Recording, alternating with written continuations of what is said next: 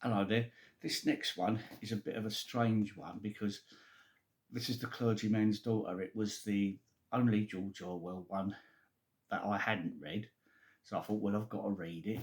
And I started. I've not read it all. I'm only a part of the way through it, but it isn't. I've put it up here already because it's so far. It's a very intriguing read. It is a novel. It's not a biographical account like Down and Out in London and Paris, Homage to Catalonia, or The Road to Wigan Pier. It's like Burmese days. This is early Orwell when he's looking around the country where he lives and the colonial empire country that he lives in, and everyday people that do everyday things. They've all got their own little, all got their own little, oh, their own little worlds that they live in. And in this, the clergyman's daughter is a lady called Dorothy, and it's set around 1934, 1935 in a little English village. I think it's meant to be somewhere out in Suffolk because Orwell was convalescing in Suffolk, and I think he did strike up a friendship with a clergyman's daughter and offered her his hand in marriage, but she politely declined him.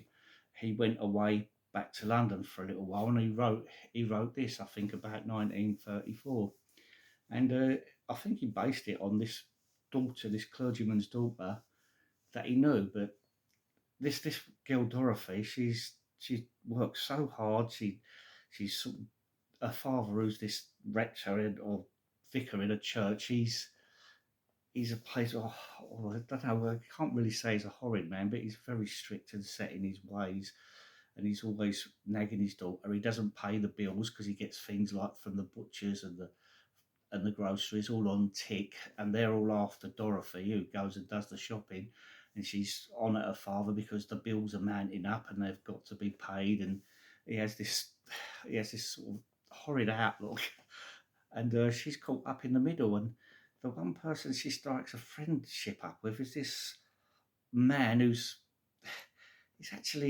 actually taken advantage of her up, a couple of years ago, and she still talks to him. The more you read this story, the more you get intrigued by this character Dorothy. And I've just got up to the part where she's woken up. She's woken up out of bed, but she's looking around her, and she's in London. She doesn't know who she is. All the streets and everything around her, people around her. She just doesn't know what's going on. She's got this amnesia, and after being introduced to all the type of life she lives, where she's almost like a midwife in the village. The clergyman's daughter. She goes around seeing various people to help them out. She's always involved in jumble sales. A day never ends with all the things that she has to do, and then she she's she's abused. Really, she's abused by lots of people. As you read more, you sort of become more and more interested in this character. So I'm up to the part where she's actually woken up.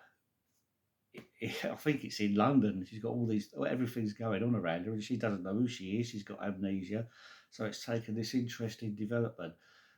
But it's this. I'm enjoying this a lot more than I was expecting to, because I read Burmese Days and it was good. It was good, but I didn't think it was great. This one is. This one really is. It's sort of a little bit of an eye opener, and it's not the usual type of thing I would expect from Orwell. But he obviously wrote this first before he wrote all of his other. Because I read all of his, as I've said before, I read all of his later stuff first, and then come back to his early stuff, which I'm reading for a first time. So I'm reading everything back to front, and all of these I don't think would have ever they'd have faded into obscurity if it wasn't for Animal Farm and 1984. But after reading all them and all his other works, you can appreciate this early thing more. So I'm sort of enjoying The Clergyman's Daughter a lot better than I thought I would. Anyway, good luck and all the best.